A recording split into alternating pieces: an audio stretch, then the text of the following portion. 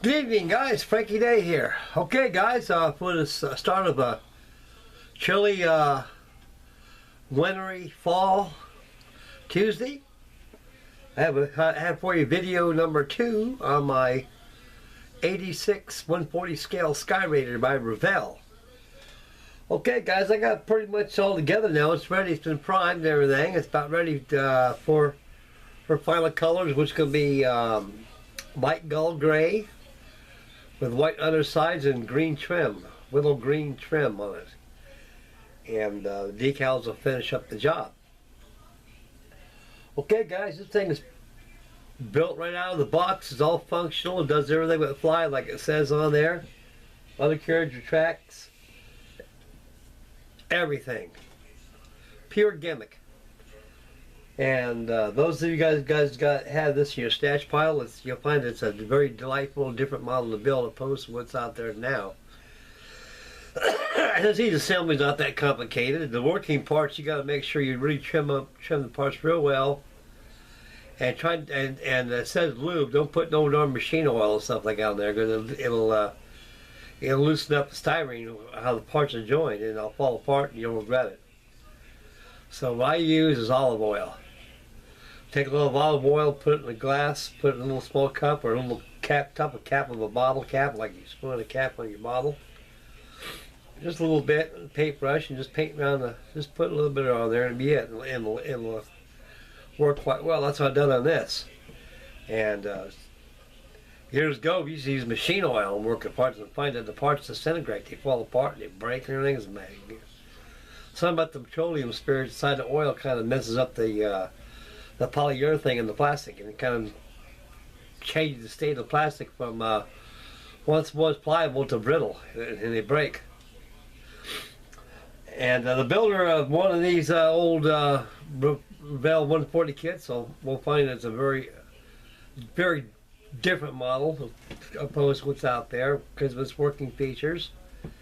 And that's what sold the model back in the nifty 50s and 60s. And I remember back one day, every kid in the block had to have one of these. And back then they were very pricey. They were about $3, but $3 is probably about the top dollar for a model back then. And so the AD-6 Sky Raider makes a very, very good collection. It's not 100% accurate compared to the new one, but you got to realize back to the real one, I mean. You got to realize back in those days, there was no such thing as CAD drawings and computer stuff. Everything was done by blueprints. You got draftsmen who worked for Revell. We'll take a blueprint of the model like this and take measurements off there and put in blueprints, make the stamp and die, make all your molds for these models. And in general, it's a Sky Raider. No mistake about it. And we'll stand up to any Sky Raider that's out there, even the new Trumpy 132nd scale one. It'll stand up against it quite well. It'll stick out very much, pretty good. Okay, guys, we're going to go ahead and take this camera around and swing around. We'll take a look at the Naval Dog, Sandy, Flying Dump Truck, ADs. A very beautiful airplane and a very underestimated airplane at the time. And we'll discuss about its history and everything as we look at the model. Okay, guys, here she is sitting next to the box it came out of, and I'll zoom in a little bit. That's close enough. And as you can see, it's retired right there. Got the engine cowls on. They come off, shows the engine. All the wings, they fold. Ailerons work, flaps work, landing gear folds up. Rudder works, stabilizer works, dive brakes work. They're remotely controlled through the elevator. Once the elevator's up in this position, the dive brakes are closed. When you lower the elevators, they open up. And landing gear is retracted by a sliding mechanism that they engineered in this beautiful gimmick model of its time. You don't blow flies all over the place. I hate flies, guys, and things are nasty. Okay. Get back to the AD, of course. Okay, guys, the old Sky Raider, she came out, they came out pretty much Late during the Second World War. I mean, actually right after they were on the drawing boards during 1945, during the Second World War. But of course, when the war comes to an end, there's no use of having them. They're supposed to be the replacement for the SB-2C Helldiver, and so it never accomplished that goal because the war comes to an end. There's only using Helldivers anymore.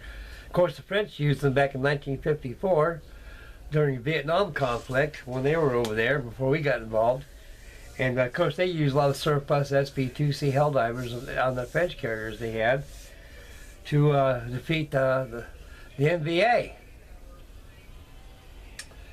And Sky Raider came out in its full bloom back in 1950, an event of the Korean War. And a lot of the Marines and also the Army personnel in the 35th Parallel really appreciated and loved these ADs because they make good ground cover. I mean, they've already they can match up real well with the MiG too, because a few of these ADs have shot down a few MiGs before. And these ADs are very fast airplanes. They can go 500 miles an hour just about. Unbelievable for a piston-powered airplane to go that quick. And she had that double roll right cyclone engine she had. And I think she had about 2,800 horsepower in that engine. And with a wingspan of 54 feet, the same size as that as a TBF Avenger. And the ADs were a very beautiful airplane. I remember I was on the Riscony and also the Coral Sea. We had a lot of ADs on there. And they're a very beautiful airplane, and they phased the ADs out in the late 60s. And I guess all ones are flying what they call them Sandies. I guess the South Vietnamese, they used them. And I remember they had to have special seats for them. I think they used a parachute. I think they used a parachute bag or something like that. They used to shimmy up the seats so they can be able to get their feet to the rudder because most Asian people are very short anyway, as we all know. And these airplanes were not built for Asians. They're built for people like us, who were normal people that were over 5 foot.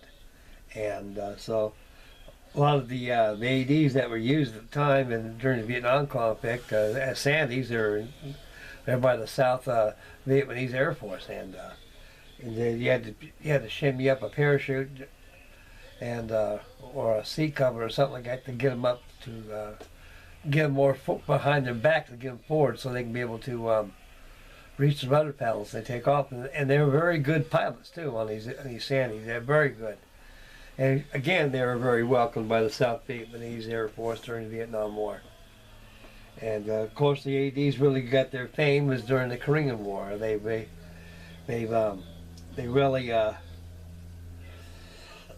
proved themselves an airplane the recognition with, because that was the last thing resort to use them for. They came in at a time when we needed something different, something that's supposed to supersede something else. And so the Douglas Sky Raider, Donald Douglas was very happy that he'd be able to use his last design, piston design, for the United States Navy. So the United States Navy requisitioned a lot of them. How many, I don't know, a lot. And a lot of them were used in shore stations as training, such as this one right here is supposed to be a shore station. It's not a carrier-borne aircraft, assigned to a carrier wing, more or less Pensacola, Florida, or Point Mugu Naval Air Station, or Alameda Naval Air Station, Pensacola, out Florida, all through there, Long Beach. And a lot of them were used in shore duty, such as this one right here. And I'm going to leave the rockets off, but I'm going to add the fuel tanks on here and I'll paint them yellow. The wing tips are going to be green. The tips here are going to be green. Right on the cowl right here, I'm going to have almost like an arch, not an arch, but how it forms in this fashion. That'd be green. Tail would be all green. And like I say, wheels work real good. Did you see them? Now they're down. And a very beautiful, unique airplane for its time. And they still make very good subjects to use in modeling shows. I love the features this thing has. It's a very chunky little airplane. It's not too much out of scale. I mean, an overall perspective and statisticity, it's not too bad. It's pretty much on there. Of course, the rudder works, everything. Stabilizer, dive brakes, flaps work. This thing does almost everything but fly.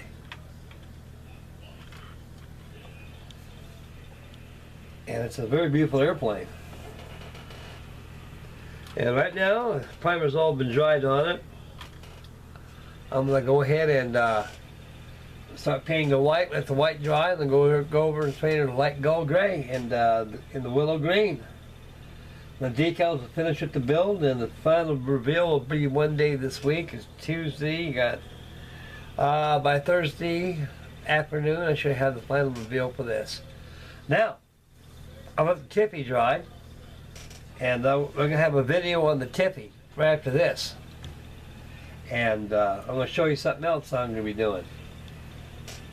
Okay, Mr. AD, I'm going to put you over here out of harm's way so you won't get harmed.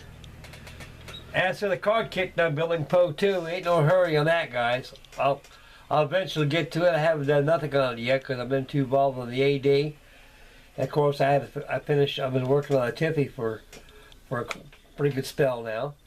And so, therefore, there's no time measured or limited on my Poe 116, but I will have it done very shortly for you. Oh, where's that? Here it is. Well, guys, I'm going to get the model ship bug again. I'll probably work on this a little bit here and there, so I'll add this on the video. This is an old ITC kit I had for many years. This is the Yacht Atlantic. And it's a very beautiful model. And we'll send it over here. And we'll take a look at it. We'll zoom in. This I'll be working on. So far I got the hull primed and I got the red painted on the waterline. So what I gotta do is match that waterline off. I'm gonna paint the black and add gold portholes to it and everything. This is a gimmick kit. This thing runs on it runs on a motor. And we'll get that right now. And bring the box down a little bit here.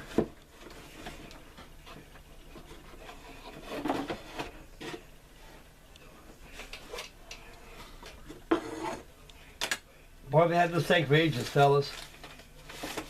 For ages. And I don't know if I made a video of this or not.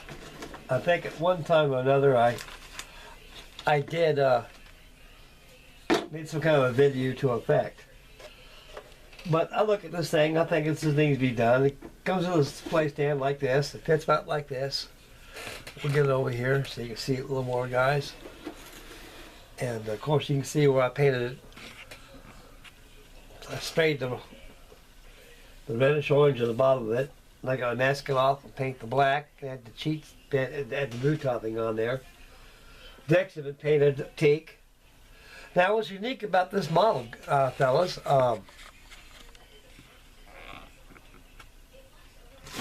it comes with an option. That motor is 1956 motor. I bought this kit back in 1956. It cost me $5.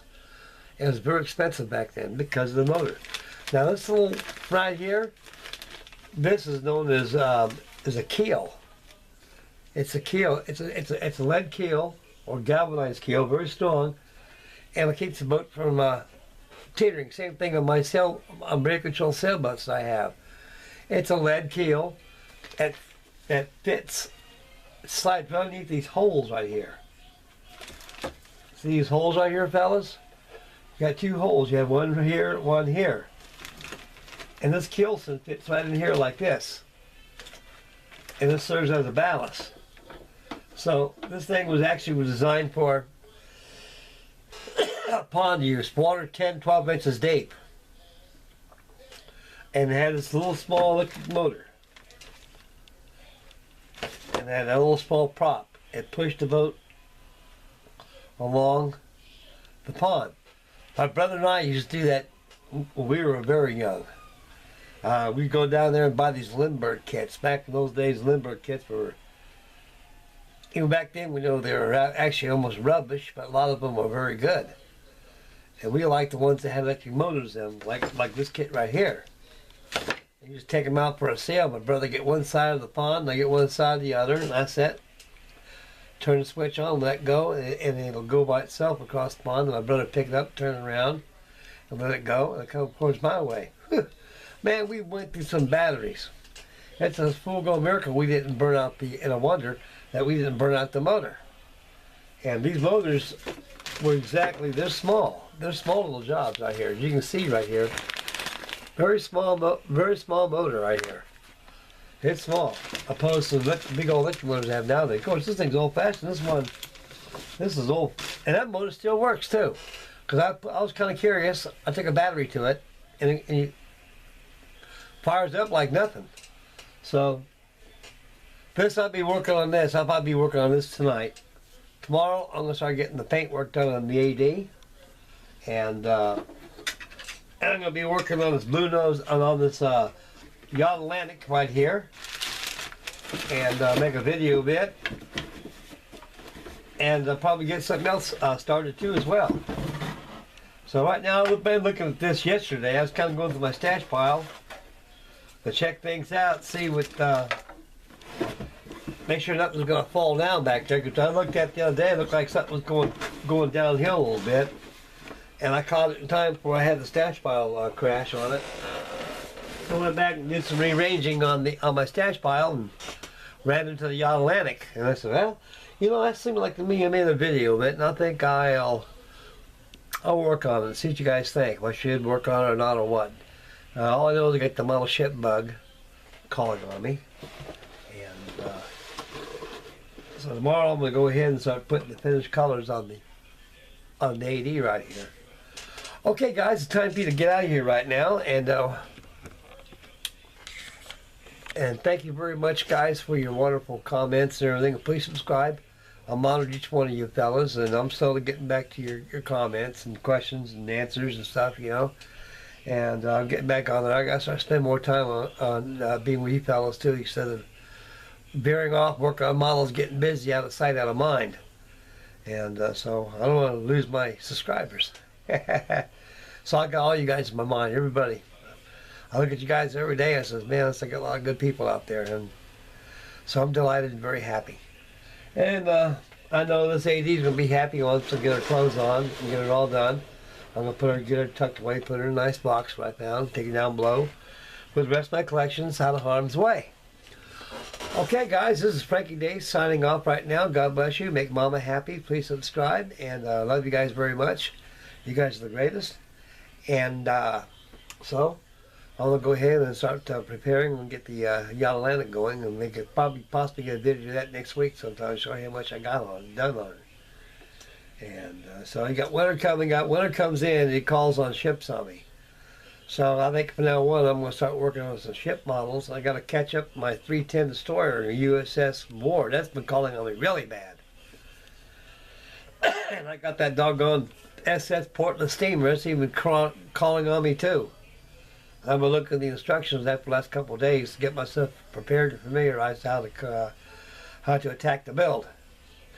But right now I need to get this AD done, and I'll work on the Atlantic, and I'll get some more work done on the Tippy. And I got the Tippy video coming after this, so stay tuned for that, guys. Okay, I'm out of here right now, guys. God bless you guys. Again, one more time again, make Mama happy. Happy wife, happy life. And you guys take care. I love you guys.